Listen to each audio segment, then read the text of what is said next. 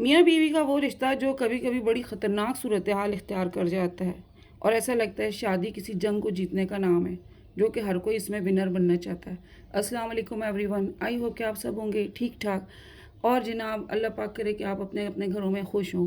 यहाँ पे मैं आपके साथ जो वीडियो शेयर कर रही हूँ इसमें जो है नॉर्दर्न एरियाज़ का ट्रिप था वो शेयर होगा। साथ में जिस टॉपिक को आपने क्लिक किया उसके ऊपर हम बात करेंगे और बड़ी इंपॉर्टेंट बातें। मेरी वो बहन है जिनकी अभी भी शादी हुई है, ये शादी को काफ़ी अरसा हो गया और बहुत सारी चीज़ों में वो अपने आप को कमज़ोर महसूस कर रही हैं। आज की वीडियो से उन सबको बहुत फ़ायदा होने वाला है। आफ्टर मैरिड हर कोई ये समझता है कि मैं बहुत कुछ कर रही हूँ, सेक्रीफाइस किया है मैंने, बहुत ज़्यादा दूसरों की रिस्पेक्ट करती हूँ, लेकिन वो ऐसी सारी सिचुएशन में उसकी वो रिस्पेक्ट नहीं हो पाती और वो सारी चीज़ों को टैकल नहीं कर पाती। तो बहुत सारी चीज़ें आपको समझ ही नहीं आ रही होती और आप एक ही पॉइंट के ऊपर चल पड़ती हैं जैसा कि आपको समझाया गया होता है।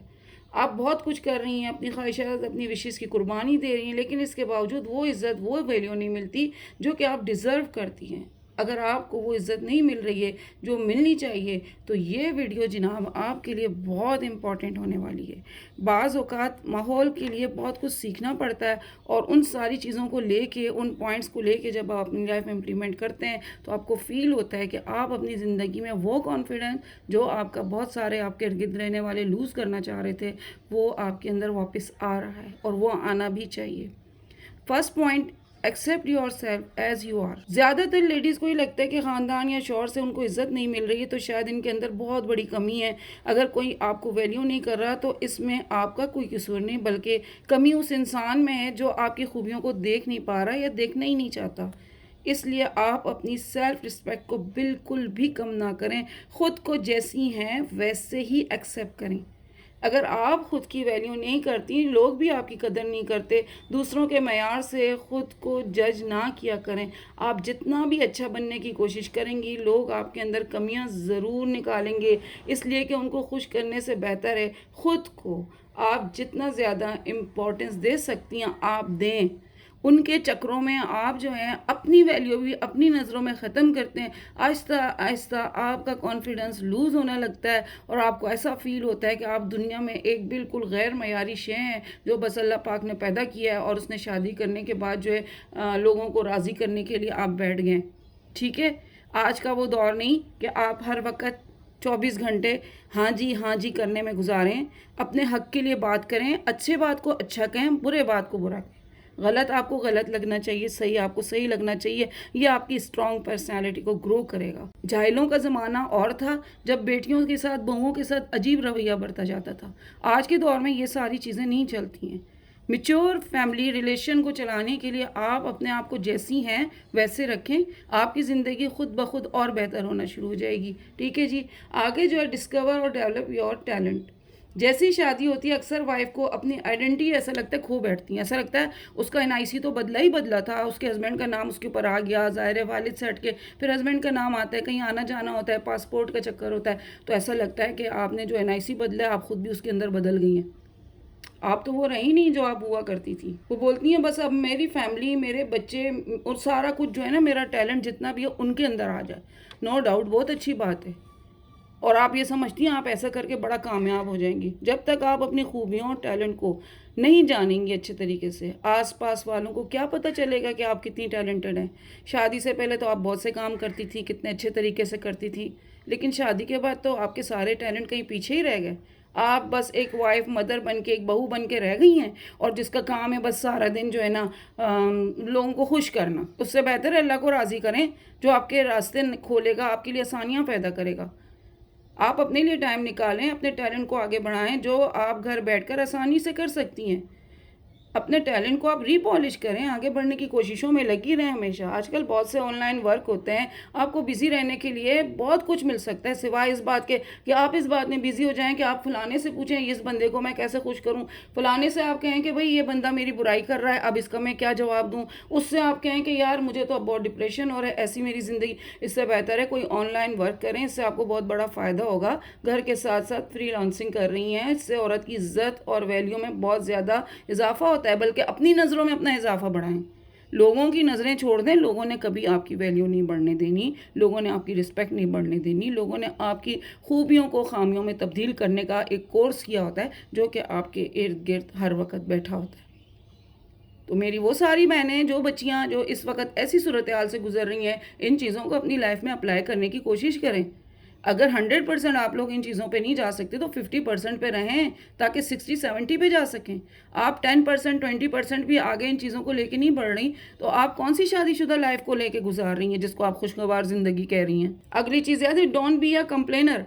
अपनी इस आदत को ख़त्म करने की कोशिश करनी पड़ेगी आपको हर हाल में। इसको आप जितना कम करती रहेंगी आपकी लाइफ उतनी आसान होती जाएगी, क्योंकि शिकवे शिकायत करने की ना किसी को अच्छा नहीं लगता कि आप जो है ना कंप्लेनर बनी रहे हैं, और इससे आपकी रिस्पेक्ट ही कम होती रहेगी। और किसी ने आपका कंप्लेन सुन के ना आपका कोई सलूशन भी नहीं निकालना। आपने खुद ही जब सलूशन निकालना है, आपने इस चीज़ को खुद ही फेस करना है, तो फिर यहाँ पे आपको लोगों के कहने की क्या ज़रूरत है। इस तरह से ना आप जितनी ज़्यादा कंप्लेंट्स आपकी बढ़ती जाएंगी, लोगों को आप बताती जाएंगी, आपकी रिस्पेक्ट आपकी वैल्यू कम होती जाएगी। फिर आप कहेंगी लोग आपको वैल्यू नहीं करते, लोग तो आपकी रिस्पेक्ट ही नहीं करते, ये क्या हो गया। तो उसके बजाय अपने आप को कॉम्प्लीमेंट दें, इससे आपकी इज़्ज़त में इजाफा होगा। अपनी वैल्यू खुद बढ़ाएं। हमेशा से मैं कहती हूँ आपकी वैल्यू किसी ने नहीं बढ़ने देनी, आपको आगे जाते हुए किसी ने नहीं देखना। आप अगर अपने हस्बैंड बच्चों के साथ एक अच्छी खूबसूरत लाइफ गुजार रहे हैं, उससे भी हासिदों को हसद होगा। अगर आप जो है तकलीफ़ में, उससे भी हासिदों को एक और खुशी होगी। तो लोगों को खुशियों का मौका कम दें, अपनी खुशी खुद बढ़ाने की कोशिश किया करें। अगर आपसे कुछ पूछा जाए ना, लोगों के लिए मशवरा लिया जाए, जहाँ पे आपकी ज़रूरत है, आपकी बात की अहमियत है, वहाँ पे आप ज़रूर बात किया करें। लेकिन अगर आपसे नहीं पूछा जा रहा तो बिला वजह घुसने की ज़रूरत नहीं है। सीधी सीधी बात है, वर्ड मैंने ऐसा यूज़ किया है, मुझे अच्छा नहीं लगता, लेकिन ये चीज़ें मुझे बहुत इमोशनल करती हैं।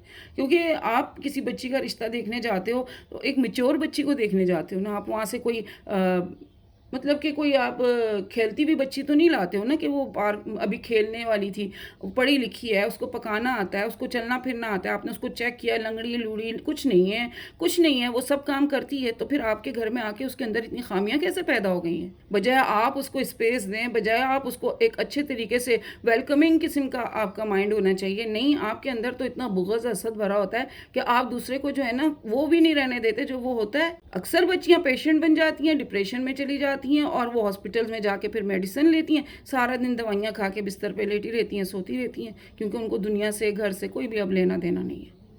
प्लीज़ अपने आप को इन सारी चीज़ों से आपको बचाना होगा। Control your tone. अपनी टोन को आपने कंट्रोल करना है, आपने किसी के साथ बदतमीज़ी नहीं करनी। आप यकीन करें, ये सबसे अच्छा इसके लिए नुस्खा है। ऐसे लोगों के साथ आप लोग अपना साइलेंट कैप पैदा करें, स्पेस लाएं आप उनके अंदर, उनसे आप दूर होने की कोशिश करें। जैसे जैसे आप उनसे स्पेस लाएंगे, जैसे जैसे आपकी ज़िंदगी पीछे होती जाएगी उनसे, उनकी इस तकलीफ़ को आप खुद महसूस करेंगे कि वो कहेंगे कि ये बंदा तो कुछ और है, हम तो कुछ और समझ रहे थे। कितने खूबसूरत नज़ारे हैं, लेकिन वीडियो बड़ी इमोशनल हो गई है। कराची वाले, मैं कहती हूँ हम लोग गर्मी में ना हमारा हाल तबाह, लेकिन जब उस तरफ जाओ तो फिर आपको स्वेटर, हुडीज़ और आपको इन चीज़ों की ज़रूरत पड़ती है। विंटर तो वहाँ पे लगता है जाता ही नहीं है, और हम कराची वाले इस गर्मी में गुजारा कर करके बुरे हाल में। बहुत ज़्यादा रिलेटिव हमारे वहाँ पे होते हैं माशाल्लाह से, और हमारा बहुत अच्छा यहाँ पे एक अच्छा चक्कर लगता है। हम लोग बहुत इंजॉय करते हैं इस सारी उसको। अगर कोई बहन भाई भी हमारा इनमें से जाता है तो ऐसा लगता है वो हमारे साथ साथ साथ चल रहा है, और हम उस सारी उनकी जर्नी को भी इंजॉय कर रहे होते हैं। ठीक है। और अपने आप को अप्रिशिएट करें। किसी भी सर्कल में आप बैठे हो ना, तो अपने साथ अपने हस्बैंड को, अपने बच्चों को आपने जो वैल्यू देनी है वो कोई और नहीं देगा, और लाजमी तौर पे अपनी फैमिली को ज़रूर वैल्यू दिया करें। इसके अलावा और लोगों के साथ आपका रिश्ता जो है रिस्पेक्ट होना चाहिए। आप उनको जस्ट रिस्पेक्ट दें। बड़े होते हैं, बुज़ुर्ग होते हैं, उनको शायद कुछ चीज़ों को समझने में टाइम लगता है, या कुछ लोग तो समझना ही नहीं चाहते। अल्हम्दुलिल्लाह अल्हम्दुलिल्लाह, आज मैं बहुत प्राउडली कहती हूँ, बहुत अच्छे इन लॉज मुझे अल्लाह पाक ने दिए थे। बहुत केयरिंग, बहुत लविंग।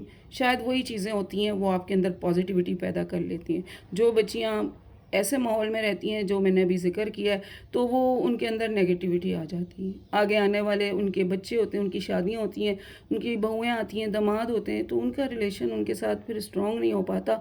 वक्त लगता है, बहुत टाइम गुजर जाता है, लेकिन ये चीज़ें ख़राब हो जाती हैं। ख़ुद को बस ये आपके पास इलाज है इसी चीज़ का कि आप इन चीज़ों से अपने आप को जितना दूर रखेंगे, उतनी ही आपकी ज़िंदगी संवरेगी, उतनी खुशगवार होगी, उतनी अच्छी होगी। दूसरों की रिस्पेक्ट करते रहें, वक्त अपना अच्छा गुजारें। आई होप आपको मेरी आज की वीडियो पसंद आई होगी, और इसका पार्ट 2 भी इंशाल्लाह आपके साथ शेयर करूँगी। नारान, कागान, कश्मीर और चाइना बॉर्डर, बहुत ही मुश्किल रास्ते होते हैं, लेकिन इन्जॉयमेंट के लिए जो है, फिर ज़ाहिर है ऐसे रास्तों पे चलेंगे तो आगे इन्जॉयमेंट तो मिलनी ही मिलनी है। तो इजाज़त दें, मिलते हैं आपके साथ नेक्स्ट वीडियो में। टिल देन, फ़ी अमानिल्लाह।